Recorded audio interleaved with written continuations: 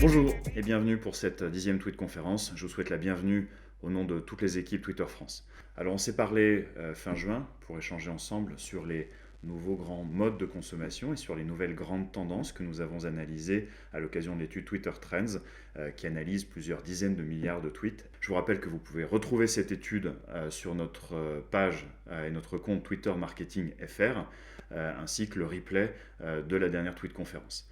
Alors aujourd'hui, 3 points à l'ordre du jour. Le premier, c'est un update général sur les actualités de la plateforme. Ensuite, nous regarderons en particulier la manière dont se passent les connexions entre Twitter et les contenus à la télévision, les interactions au moment où on regarde la télévision. Et puis, nous regarderons, alors que nous entrons dans la période de réflexion autour des plans Noël et des fêtes, toutes les fonctionnalités, les idées shopping sur Twitter et sur la plateforme.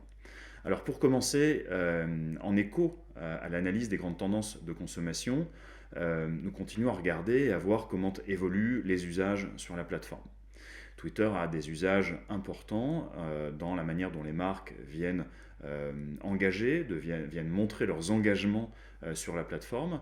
Ensuite, la manière dont les marques viennent créer de la confiance à travers un partage d'informations et de la transparence dans l'information. Et enfin, Twitter est aussi très utilisé par les marques et les entreprises pour dialoguer, pour écouter. Et on voit que ces 3 tendances fortes d'usage de Twitter ont récemment évolué. L'engagement devient de plus en plus une demande fournie par nos utilisateurs d'avoir des actes, des preuves, des actes citoyens de l'engagement des marques dans la cité. Ensuite, la transparence devient de plus en plus la nécessité et la demande qui est de fournir une bonne information qui va permettre de se faire des choix, de comprendre les situations et de pouvoir se faire des opinions. Et enfin, la demande de dialogue et d'interaction est en train d'évoluer de plus en plus vers une demande de co-création, d'écoute qui va donner lieu à des actions et des prises en compte d'actions par les entreprises.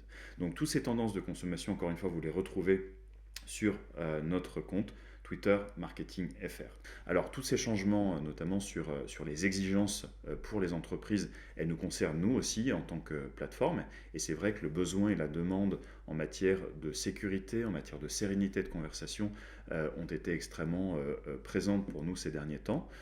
Donc effectivement, nous avons beaucoup travaillé, notamment sur pas mal de lancements de produits autour de la brand safety et autour de la sérénité de la conversation à travers le rapport de transparence que nous publions tous les 6 mois et qui vient donner nos progrès, qui vient rendre compte de nos progrès en matière de sécurité, de sérénité de conversation, avec la publication d'un chiffre assez récemment qui est celui de dire que 0,1% des tweets présents sur la plateforme sont des tweets en anomalie, qui ne respectent pas nos règles. Donc c'est un chiffre qui est encore important et sur lequel nous allons continuer à agir.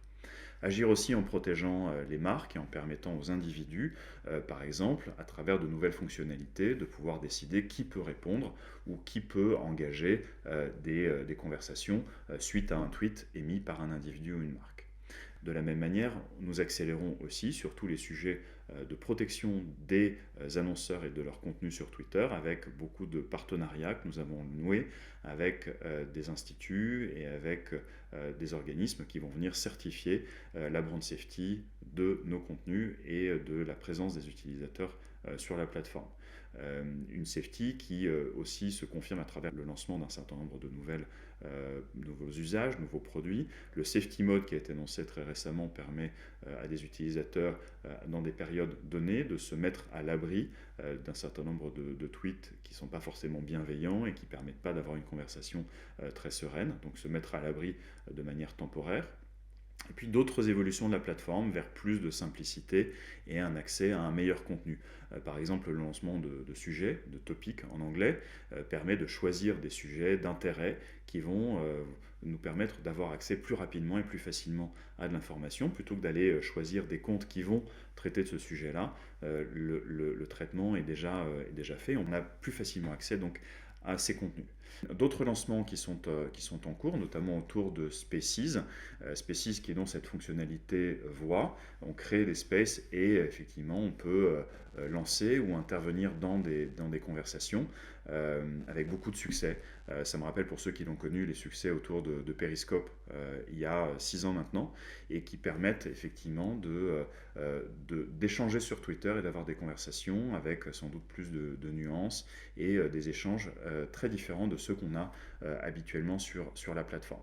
Alors d'autres fonctionnalités, d'autres lancements pour faire court, le lancement de Superfollow qui permet, alors tout d'abord dans une version bêta aux États-Unis de sélectionner 200 créateurs de contenu qui vont pouvoir monétiser l'accès à leur contenu exclusif donc à travers cette formule Superfollow, ou alors également ce système de tipping qui a été lancé récemment avec beaucoup de succès, qui permet de donner une récompense, de donner un tip à des créateurs de contenu dont on aime l'activité, dont on aime ce qu'ils écrivent, et sans doute avec une perspective intéressante de trouver un modèle entre de la souscription de contenu et un modèle gratuit qui est celui de pouvoir récompenser les auteurs de tweets et de contenus qui nous plaisent. Voilà. Alors, est-ce qu'on est dans un monde qui redevient normal? Est-ce qu'on est dans un monde qui retrouve une certaine normalité d'avant-crise? Donc certainement non, puisque beaucoup de changements nous ont permis de voir évoluer donc, à travers ces grandes tendances de discussion les rapports à l'engagement, les rapports à la transparence, les rapports à l'information et à la conversation. Mais il y a un certain nombre de choses qu'on sait d'ores et déjà.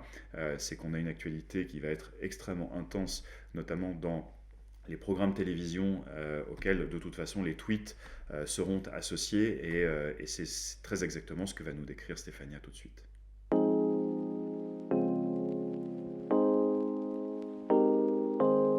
Merci Damien, bonjour tout le monde. Je suis Stéphania, je fais partie de l'équipe Content Partnerships. Aujourd'hui, je vais vous parler des discussions qui ont lieu sur Twitter autour du divertissement et je vais vous donner quelques chiffres sur celles qui concernent les émissions de télévision. On le sait, Twitter, c'est l'un des endroits de prédilection pour les fans des télés. On parle souvent des deuxième écran parce que c'est une expérience enrichie et complémentaire par rapport à la télé.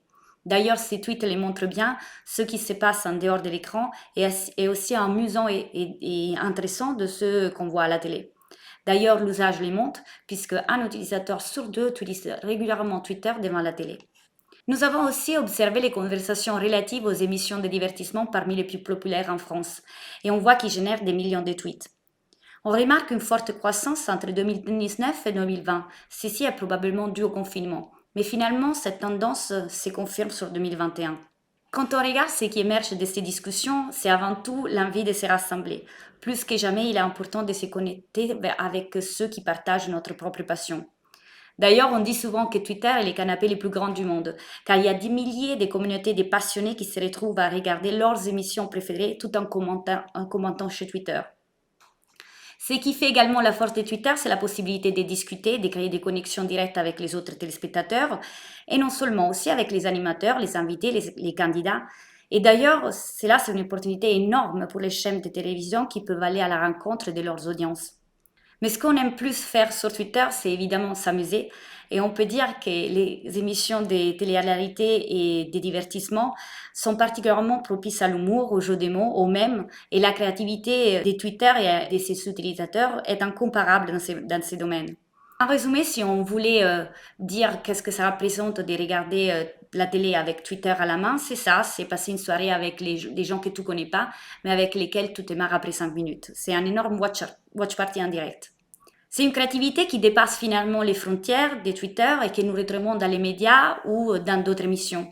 Les lendemains du prime, si on veut avoir l'analyse la plus fine, la réaction la plus drôle, la blague la plus originale, tout le monde va d'abord sur Twitter, parce que c'est là que les téléspectateurs ont été les plus actifs. D'ailleurs, la rentrée télé a déjà commencé il y a quelques semaines, donc vous voyez juste quelques-uns des rendez-vous les plus importants à venir en termes de divertissement. D'ailleurs, si vous êtes une marque, vous aussi, vous pouvez vous associer à ces discussions qui sont riches et animées pour gagner en notoriété et en considération, soit comme le font les utilisateurs, et donc du coup en commentant en direct et organiquement, ou alors via une campagne de tweets sponsorisés si vous êtes partenaire d'une émission en particulier, ou alors que vous soyez sponsor ou pas d'une émission, vous pouvez utiliser Twitter Amplify qui vous permet de vous associer à ces conversations quand elles sont plus puissantes. Twitter Amplify, c'est un format publicitaire qui vous permet de diffuser et amplifier votre pré-roll devant les contenus premium des top médias français. Et après, de les diffuser, les distribuer à votre cible de choix. D'ailleurs, d'une telle manière, vous pouvez contrôler votre environnement. N'hésitez pas à nous demander si vous voulez plus d'informations par rapport à ces formats. Et maintenant, je passe la parole à Aurélie qui va vous parler des shopping. Merci.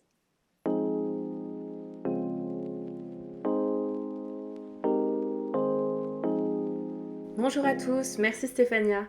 Je suis Aurélie Barbet, Client Partner Luxe chez Twitter et je suis ravie de vous retrouver aujourd'hui pour que l'on puisse découvrir ensemble les périodes de fêtes de fin d'année. Pourquoi ? Tout simplement parce qu'elles sont associées à une période très importante pour les marques mais aussi les consommateurs, c'est-à-dire à une période de shopping. Contrairement à ce que l'on peut penser, certaines personnes dès le mois d'août font référence à la magie des fêtes de Noël, par exemple, comme Lisa ici, qui a beaucoup de nostalgie en repensant au plaid, au chocolat chaud devant un film de Noël, et se dit qu'elle a donc hâte de revenir à cette période. Alors, il n'y a pas que Lisa qui s'exprime au sujet de cette période bien particulière, comme vous pouvez le voir ici avec ces nombreux tweets qui font référence aussi bien à leur liste d'envies que de leurs intentions d'achat pour les fêtes de fin d'année, mais aussi à des journées spéciales comme le Black Friday et le Cyber Monday. Alors si on regarde plus précisément ces conversations que l'on retrouve sur Twitter, quelles sont-elles ? Eh bien, c'est sur Twitter, la plateforme numéro 1, que les personnes qui viennent sur la plateforme vont discuter autour de cette journée spéciale parce qu'elle offre bien évidemment des deals très spéciaux qui sont très attendus. Nous sommes allés un petit peu plus loin et avons fait une étude aussi avec Brandwatch pour analyser le nombre de tweets en 2020 qu'il pouvait y avoir autour des sujets des fêtes de fin d'année. Il s'élève à 3 millions, soit une progression de 19% comparé à l'année 2019. Donc on voit bien que ce sont des sujets qui intéressent, mais qui en plus de ça sont très discutés ici sur la plateforme. Ces sujets, quels sont-ils ? Il y a un vrai retour à l'essentiel. Le retour aux sources, d'être près des gens que l'on aime pour les fêtes de fin d'année, eh bien c'est quelque chose qui va nous être garanti, en tout cas, qui va nous permettre de passer un bon moment, et pour certains, ça sera très suffisant. Pour d'autres, il y aura toujours quand même la petite cerise sur le gâteau à demander leur parfum fétiche préféré, ou encore, pourquoi pas, de partager un week-end à Disney, ou pour tous les fans de la Lune et puis d'autres planètes, pourquoi pas d'avoir un télescope pour la fin d'année. Donc vous l'aurez compris, d'autres personnes aussi ont besoin de choses beaucoup plus en référence à du matériel et des objets. Et d'ailleurs, nous sommes dans une recherche du cadeau durable. Donc durable, ça veut dire aussi bien pour sa déco, aller chercher des objets que l'on va upcycler, recycler et qui vont nous permettre de réutiliser les choses d'année en année pour éviter d'être dans la consommation de masse, mais plutôt dans une consommation intelligente et ce que l'on appelle durable. Et c'est ce qui se passe d'ailleurs lorsque l'on investit dans des très beaux bijoux ou autres objets qui peuvent être tout simplement des objets que l'on va transmettre de génération en génération. Alors vous, en tant que marque, comment faites-vous pour justement prendre la parole de la manière la plus pertinente possible pendant cette période ? La première des recommandations que l'on peut vous partager, c'est de partager, faire des suggestions d'idées cadeaux. Vous pouvez utiliser le format, comme là Calvin Klein l'a utilisé l'année dernière, du carrousel, qui va vous permettre, en utilisant soit des images, soit des vidéos, jusqu'à 6, de montrer l'univers d'un produit, la gamme, et puis parfois les détails du produit, pour donner justement l'envie.